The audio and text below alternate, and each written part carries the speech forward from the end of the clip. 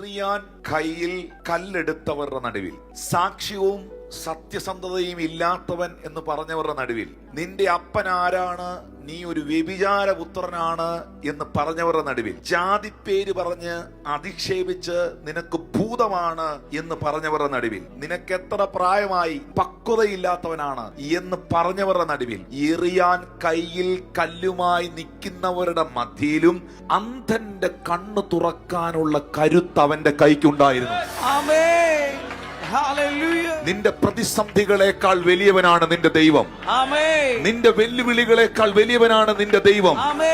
നിന്നെ എറിയാൻ കയ്യിൽ കല്ലുമായി നിൽക്കുന്നവരെക്കാൾ വലിയവനാണ് നിന്റെ ദൈവം.